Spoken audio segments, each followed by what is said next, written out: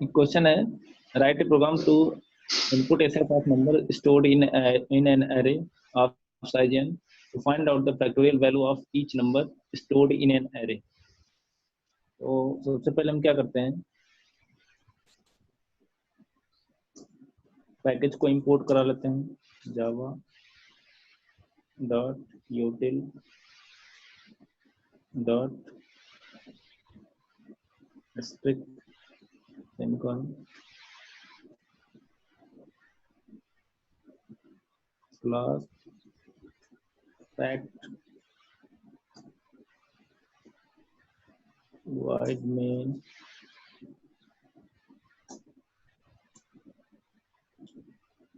Main int I comma J comma F का use करेंगे factorial value calculate करने के लिए, और आई जो है ये इंडेक्सिंग के लिए हम यूज करेंगे, जो एरे में इंडेक्स नंबर हैं उनको एक्सेस करने के लिए।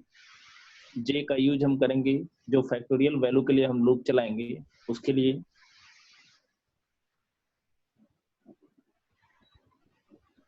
और स्मॉल एन एरे की साइज। अब स्कैनर क्लास के लिए ऑब्जेक्ट बनाते हैं, scanner SC new scanner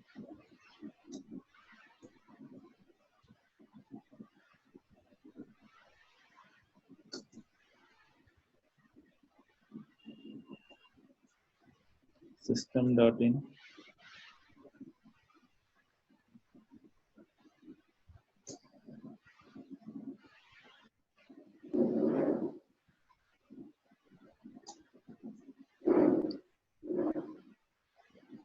system dot out dot println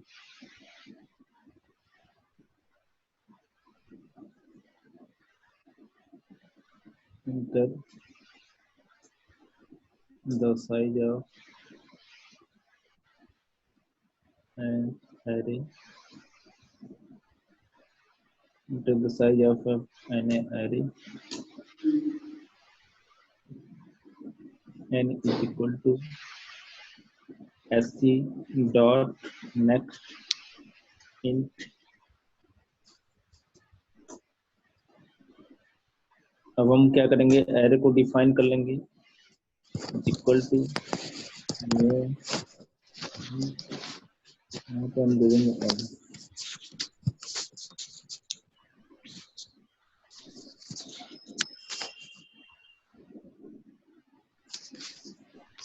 to all elements of an array।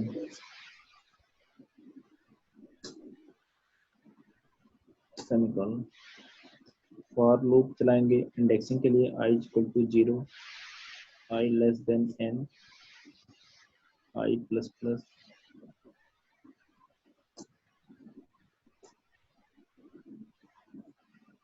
a of I is equal to sc dot next int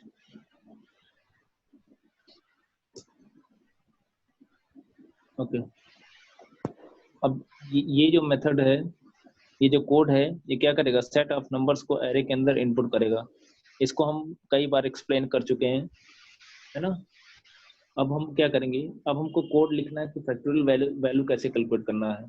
तो हम जानते हैं कि एरे के अंदर जो भी नंबर स्टोर होंगे वो उन सारे नंबर को हम उनके इंडेक्स नंबर की सहायता से हम क्या करेंगे, एक्सेस करेंगे। पहला काम यह है कि एरे के अंदर जो स्टोर एलिमेंट है उनको उनके इंडेक्स नंबर का यूज करते हुए एक्सेस करना, तभी हम उनके ऊपर कोई ऑपरेशन परफॉर्म कर सकते हैं। तो हमको एरे के अंदर जो सेट ऑफ नंबर स्टोर होंगे, जैसे एक इंडेक्स नंबर 0 पे कोई एलिमेंट होगा, एक इंडेक्स नंबर 1 पे कोई इंडेक्स नंबर होगा, या एरे के इंडेक्स नंबर 2 पे कोई एलिमेंट होगा, तो पहले हम 0 से एक एक एलिमेंट को फेच करेंगे। तो एरे के अंदर स्टोर एक एक एलिमेंट को फेच करने के लिए फिर से हमको एक लूप चलाना पड़ेगा। बिना लूप चलाए हम एरे के एलिमेंट को फेच नहीं कर सकते। अब क्या करना है, क्योंकि एरे में सेट ऑफ नंबर्स स्टोर होंगे तो हर एक नंबर का फैक्टोरियल वैल्यू निकालना है। तो ये तरीका हम पहले भी आपको बता चुके हैं कि जब जब हमको कई सारे नंबर का फैक्टोरियल वैल्यू निकालना होता है तो वहाँ उस केस में हम f की वैल्यू यहाँ पे ना इनिशियलाइज करके हम यहाँ पे इनिशियलाइज करते हैं, है ना। फैक्टोरियल वैल्यू कैलकुलेट करने के लिए हमको एक अलग से वेरिएबल लेना पड़ेगा जिसकी शुरुआत किससे करनी पड़ेगी, 1 से। अब एक लूप चलाएंगे फैक्टोरियल वैल्यू कैलकुलेट करने के लिए, j equal to 1 semicolon, j is less or equal to 1 से लेके हम कहाँ तक जाते हैं, उस नंबर तक हम लूप चलाते हैं जिस नंबर का फैक्टोरियल वैल्यू निकालना है। तो जो नंबर जिस नंबर का फैक्टोरियल वैल्यू निकालना है वो अभी कहाँ स्टोर है, a ऑफ i पे। मतलब i की वैल्यू अगर 0 होगी तो a ऑफ a के इंडेक्स नंबर 0 पे जो नंबर है और उसका फैक्टोरियल वैल्यू निकालना है। हमने आपको क्या बताया कि 1 से लेके उस नंबर तक हम लूप चलाएंगे जहां तक जिस नंबर का हमको फैक्टोरियल वैल्यू कैलकुलेट करना है। तो किसका फैक्टोरियल वैल्यू कैलकुलेट करना है, a of i, a of i का। तो अब a ऑफ i पे मतलब a के इंडेक्स नंबर i पे जो भी नंबर होगा वह लूप 1 से लेके वहां तक चलेगा। फिर क्या करेंगे हम, j प्लस प्लस करेंगे, then f is equal to f into j कर देंगे। अगर a के इंडेक्स नंबर 0 पे 4 है तो यह लूप 1 से लेके 4 तक चलेगा। तो फर्स्ट टाइम क्या होगा, 1 इंटू 1 चला जाएगा f में, फिर यहीं से चला जाएगा j की वैल्यू बढ़ाएगा, 2 हो जाएगा, 2 लेस आर इक्वल टू 4 के, कंडीशन होगी ट्रू। तो लास्ट टाइम f की वैल्यू 1 थी, j की वैल्यू 2 हो चुकी है, 1 इंटू 2 हो जाएगा 2, चला जाएगा f में, f की वैल्यू 2 हो गई है। फिर j की वैल्यू इंक्रीमेंट करेगा, हो जाएगा 3, 3 लेस आर इक्वल टू 4 के, कंडीशन होगी ट्रू। तो लास्ट टाइम f की वैल्यू 2 थी, 2 इंटू 3 आएगा 6, f में स्टोर हो जाएगा। तो f की वैल्यू 6 है, ध्यान दीजिएगा, f की वैल्यू 6, j की वैल्यू इंक्रीमेंट किया, कितना हो जाएगा 4, 4 लेस आर इक्वल टू 4 के, कंडीशन होगी ट्रू। तो अब यहाँ पे लास्ट टाइम f की वैल्यू 6 थी, 6 इंटू 4 हो जाएगा 24, चला जाएगा f में। फिर जैसे ही j की वैल्यू बढ़ाएगा कंडीशन होगी फॉल्स, फॉल्स होगी। तो हमको क्या करना है, SOP ln करके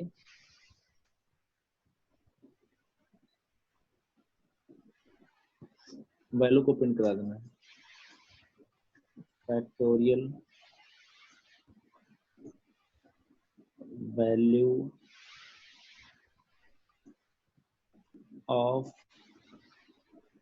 is equal to double quotes close plus a of i, या हम इसको ऐसे भी लिख सकते थे, a ऑफ i प्लस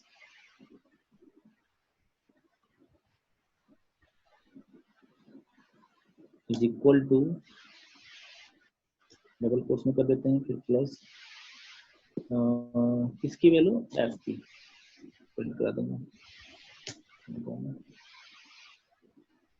अब ये पूरा मैसेज पहले डिस्प्ले कर देगा, factorial value of a of i, मतलब लिख के आएगा factorial value of 4 is equal to f की वैल्यू, मतलब 24।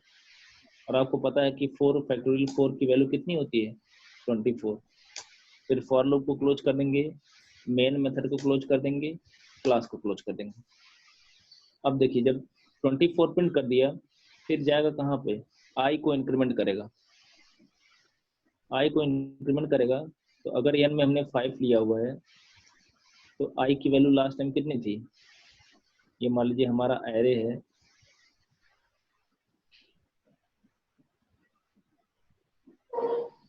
इंडेक्स नंबर 0 पे हमने मान लिया कि 4 था, तो 4 का कितना आया, 24 आ गया। अब जब i इंक्रीमेंट करेगा तो i हमारा कहाँ आ जाएगा, इंडेक्स नंबर 1 पे। इंडेक्स नंबर 1 पे मान लीजिए कोई एलिमेंट 3 है, जब i को इंक्रीमेंट करेगा यहाँ से जाने के बाद,